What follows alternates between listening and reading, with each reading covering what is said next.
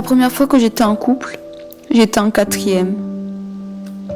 Cela a duré que 2 mois. 2 mois pendant l'été où dès que les cours ont repris, le mec m'a quitté en trouvant des excuses. La vérité, c'est qu'il avait honte de moi, car j'étais bien trop timide et bien trop détestée par les autres du collège. Puis je me suis mis en couple avec des mecs alors que je n'étais pas réellement amoureuse. Sans doute par l'envie d'avoir quelqu'un auprès de moi. Cela s'est vite terminé avec toujours la même excuse, ma timidité. Puis le jour où j'ai cru que j'avais des sentiments pour une personne, que je ressentais réellement de l'amour, il s'est comporté de façon pas correcte et m'a vite quitté en se trouvant des excuses. Ce mec voulait juste coucher avec moi. J'avais refusé et comme par hasard, des semaines après, il m'a quitté. Puis je suis réellement tombée amoureuse.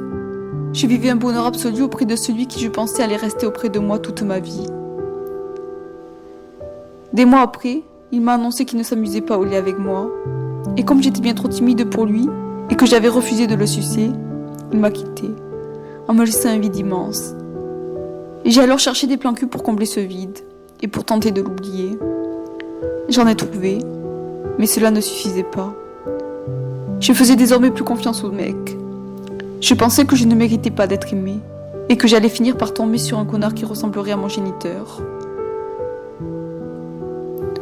Malgré le fait qu'être en couple me manquait, que je voulais être auprès de mecs qui m'aimaient réellement, j'avais tellement peur que je me fermais à toutes les portes et que je ne voulais absolument pas être en couple. Puis le jour est arrivé où ma confiance au mec était inexistante. J'étais en soirée, avec un mec qui était jusque-là mon plan cul.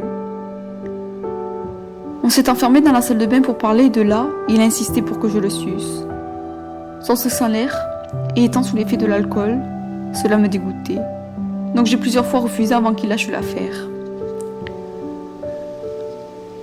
Depuis ce jour, je refuse catégoriquement de coucher avec un autre mec. Non seulement cela me dégoûte parfois quand j'y pense, mais en plus, je fais plus du tout confiance aux mecs. Les mecs et moi, c'est donc une grande histoire d'amour. Cela vous semble ironique ?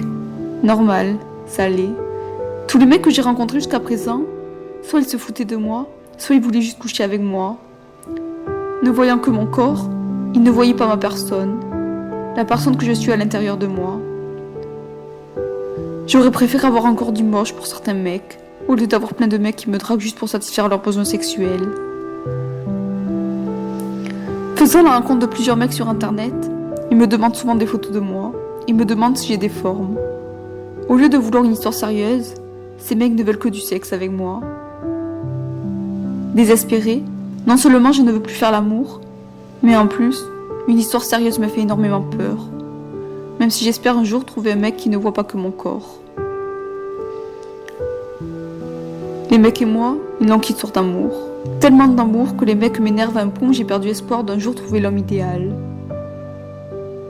Peur d'aimer, mais aussi peur de trouver un mec qui serait odieux à mon égard. Je me renferme à l'idée de trouver un jour un mec sympa. Est-ce moi le problème ? Est-ce que j'ai mérité de rencontrer que des mecs odieux ?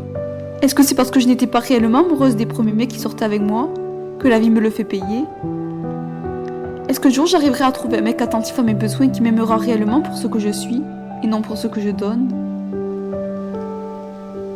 Les mecs et moi, c'est donc une longue histoire d'amour. Tellement longue qu'à l'heure d'aujourd'hui, les mecs me répugnent à un point que vous ne pouvez même pas imaginer.